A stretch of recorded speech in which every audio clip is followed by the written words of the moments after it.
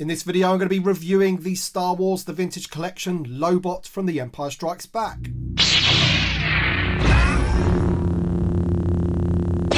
Hi there, Star Wars collectors, and welcome to another Bossk Bounty video, and welcome to my review of the Star Wars The Vintage Collection Lobot from The Empire Strikes Back.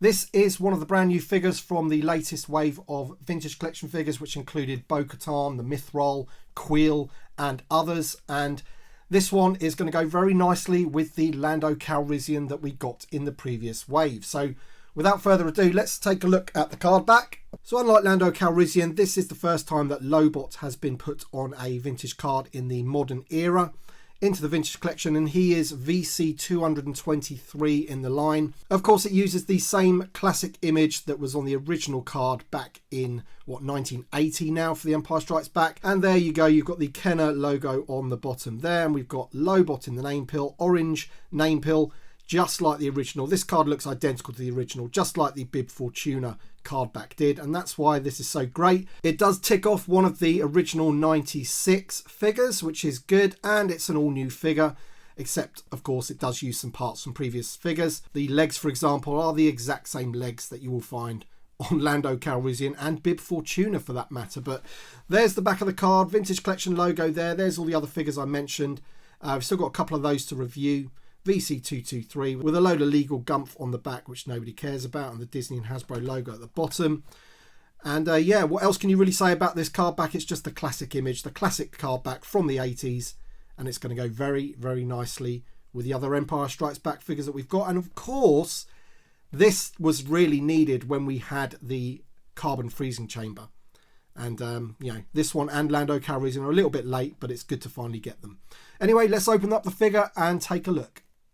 Alright then, so here he is, Lobot, out of the packaging, and he looks really good, doesn't he? Looks really smart.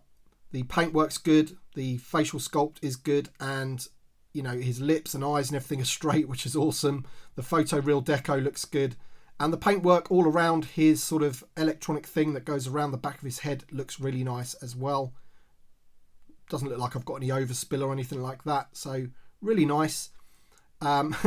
He is a weird looking dude, isn't he? But I do like this figure. He's going to go very nicely with the Lando Calrissian, as I mentioned in your setups. And if you display the carbon freezing chamber, then this one's an absolute must. But I do like the way his body's been sculpted.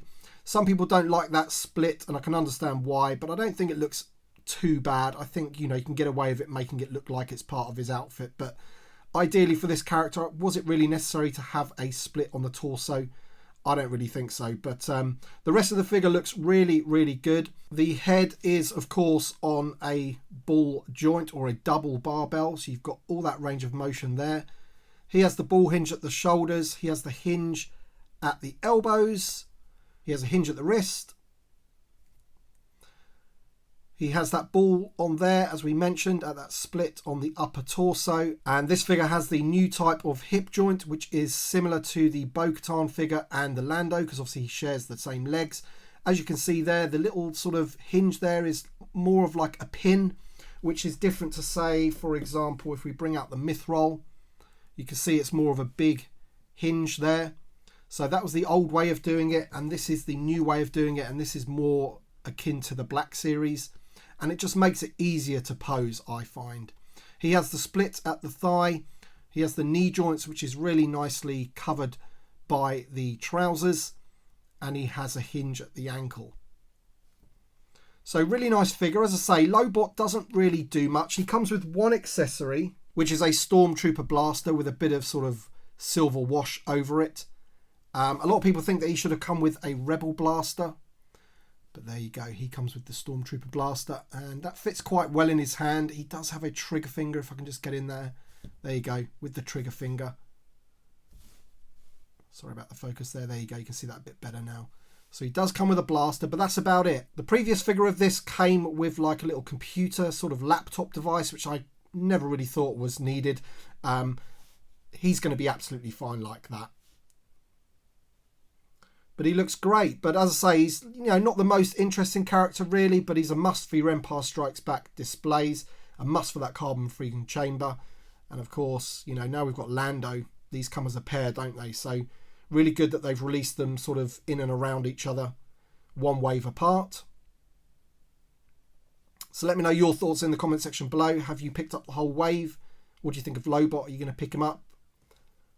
It's a decent looking figure, but not really much else to say about this one. He's grey and beige and a little bit boring, but apart from that, of course, he's a classic character from The Empire Strikes Back, and he's just a needed figure, and he ticks off that original 96 as well, which is always a good thing. So let me know your thoughts in the comment section below. Thank you so much for watching. Thank you to my Patreon supporters and channel members. It really means a great deal, the extra support. And thank you all for watching, and we shall see you on the next video.